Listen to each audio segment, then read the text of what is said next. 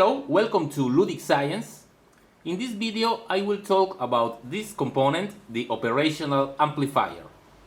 This is one of the most used components in electronics because it can be used for many different things. However, understanding how it works can be a little tricky for beginners in electronics. Therefore, I will make a series of videos explaining how it works and showing several different applications. The operational amplifier was invented around 1947, and of course those first versions were made with vacuum tubes, and it was used as part of the first analog computers to perform mathematical operations such as addition, subtraction, integration, etc. Hence the name operational amplifier. Next time you need a PCB for your electronics project, consider using the professional services of JLC PCB. JLC PCB is the world leader in PCB fabrication. You can order online. You just need to register, upload your Gerber file, and wait a few days for your PCBs at an unbeatable price. This is the symbol of the operational amplifier. It has two inputs and one output, and the connections for the source voltage, positive voltage and negative voltage. You can use, for example, plus 12 and minus 12 volts, or plus minus 5, or you can even use positive voltage here and ground here. Now it has also two inputs, the non-inverting input and the inverting input. And here is the output. The basic way in which the amplifier works, it is that it senses the differential of the voltages at the input, and then it will perform an output. For example, if we have here 5 volts and here we have 4 volts, the difference is 1 volt, and the important thing is that the voltage at the non-inverting input is higher than the voltage at the inverting input. Therefore, if this is higher than this, what the amplifier does is that it will send to the output the voltage of the positive source. For example, if this was plus 10 volts and here minus 10, we will have here at the output minus 10 volts. And in the opposite case, if we have a higher voltage at the non-inverting input, at the inverting input, this 14 is higher than 5, then the output will be minus 10 volts. And a very important thing of the operational amplifier is that it has a very high gain, on the order on 100,000. That means that we can have a very small differential voltage at the output, and the amplifier will multiply that by 100,000 or so. Therefore, we can have here, for example, 1.0001 volts, and here 1 volt, and this very small difference, 1/10,000th of a volt, will be sensed by the amplifier and will act in consequence. That is, in this case, this is higher than this. Therefore, the output will be plus 10 volts. Let's make the test using the 741 op-amp, which is one of the most common operational amplifiers. As you can see, it has 8 pins, but 3 of them are not used, which are pin number 1, 6, and 8. Of the remaining pins, pin number 2 is the inverting input, pin 3 non-inverting input. At pin 4 we have the negative voltage, pin 7 is positive voltage, and at pin 6 we have the output.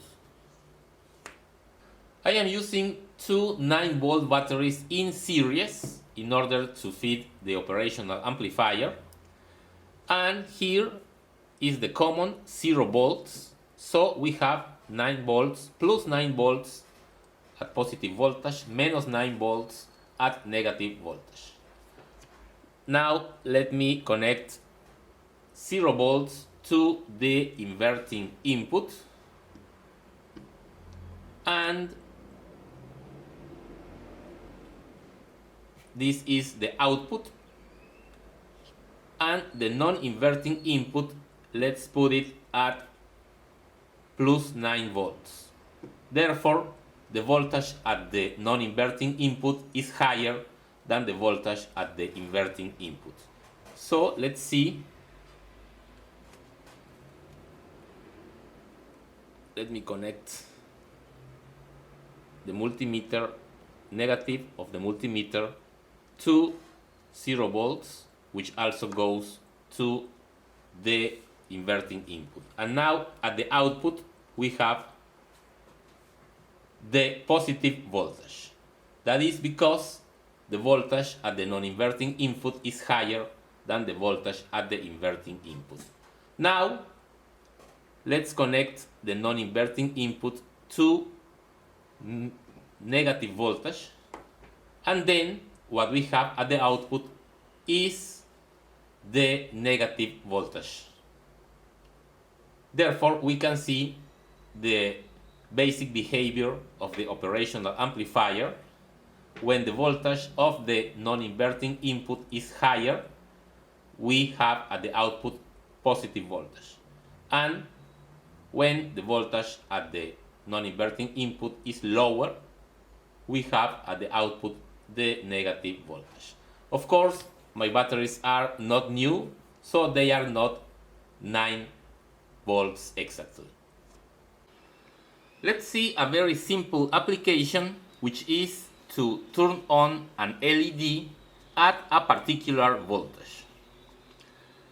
Here we have our op-amp is connected to the positive and negative voltage at the input, and here we have a voltage divider, which of course divides the input voltage, and here at the center we will have any voltage that we want between the values of the input voltage. For example, we can put 10 volts here, and we can set all resistors. We set the values so that at this point we have 4 volts applied to the inverting input, and in the non-inverting input we have a voltage that is set by the potentiometer. This voltage can be any voltage between 0 and the maximum, which is 10 volts. And at the output we have our LED with its limiting resistor. Therefore, if the voltage from the potentiometer is less than 4 volts, then to the output will flow the negative voltage and the LED will be off. But as soon as this voltage is higher than 4 volts, the positive voltage will flow to the output and the LED will turn on. Okay, here is the circuit on breadboard. You can see here we have our voltage divider, the potentiometer, and here we can check the voltage of the potentiometer, and here at the center of the voltage divider we can also check the voltage that goes to the inverting input. The input voltage is 10 volts, so let's see. The voltage at the center of the voltage divider is 6.36 volts, and at this moment in the potentiometer we have 2.65 volts. It's less than 636 and therefore the LED is off. But let's increase the voltage with the potentiometer. Remember, at 6.36 volts the LED must turn on.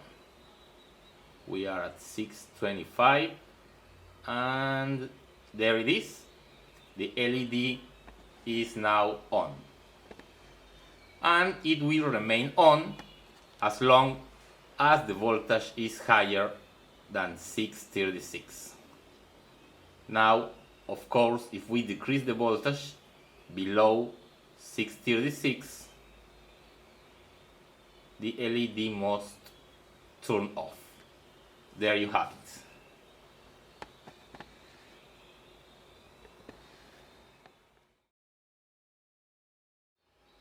Okay, that is the very basic working of an operational amplifier.